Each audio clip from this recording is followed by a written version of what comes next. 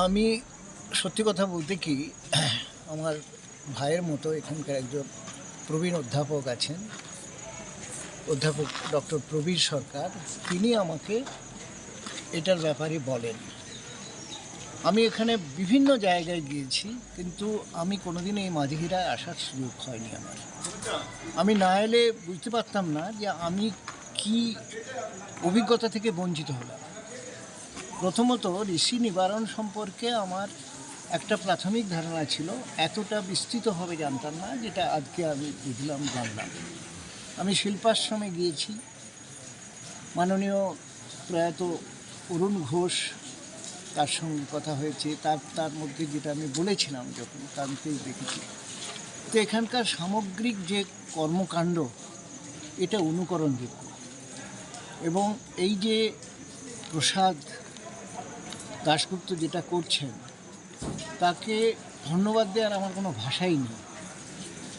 এই রকম প্রাকৃতিক পরিবেশে শিক্ষা ব্যবস্থা আর ঋষি নিবারণের আদর্শকে তুলে ধরা, যিনি জীবিতকালে প্রতিষ্ঠান হননি, কিন্তু তাকে ঘিরে এত বড় প্রতিষ্ঠান হয়েছে, এবং তার যে আত্মত্যাগ, একটা ব্রিটিশ ইন্ডিয়াতে একটা জেলা স্কুলের হেডমাস্টার মানে প্রথম শ্রেণীর নাগরিক। তিনি সাম্মানিক ম্যাজিস্ট্রেট হয়েছিলেন ইংরেজ শাসক দ্বারা।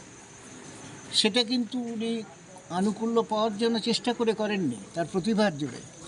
সেই লোকটি যখন তার সমস্ত প্রতিপত্তি একেবারে মধ্যগগনে, তখন সব ছেড়ে দিয়ে স্বাধীনতা আন্দোলনে চলে এলেন, যার কোনো আয়টাই নেই, কোনো কিছুই নেই।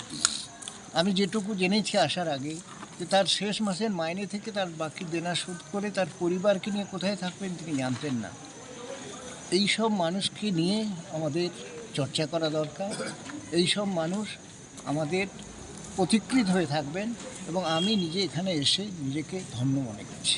আচ্ছা স্যার, আপনার বইয়ে অহল্যাভূমি পুরুলিয়া, সেটাতে এই নিবারণচন্দ্র কতটা ঠাঁই পেয়েছেন? আমি তো দুঃখ প্রকাশ করছি যে আমি যখন যেখানে শিখেছি ফিল্ড লেভেলে, আমি সমস্ত জায়গা, আমি জেলা অফিসে বসে, এয়ার কন্ডিশন চেম্বারে বসে আমি জেলা প্রশাসন দেখিনি। আমি এখানে যেসব জায়গায় গেছি, বিডিওরা যায় না, সবরপাড়া, ট্রাইবাল এলাকা, অনুন্নত কাঁচা রাস্তা, 1.5 কিলোমিটার দূরের রাস্তা রেখে, কিন্তু আমি ঋষি নিবারণকে লিখিনি।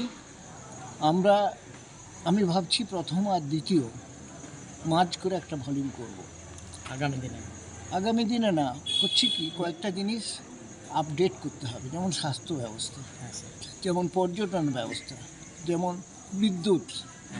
এইগুলোর জন্য না হলে গত বছরই হয়ে যেত। আবার এখনও আমি প্রচেষ্টা করছি যে 2026-এর মধ্যে বইটা করব। সেখানে আমি ঋষি নিবারণের সম্পর্কে একটা লেখায় করব, এবং আমি হয়তো আমার সঙ্গে প্রবীর আছে, আমি হয়তো প্রবীরকেই অনুরোধ করব সে লেখাটি তৈরি করতে।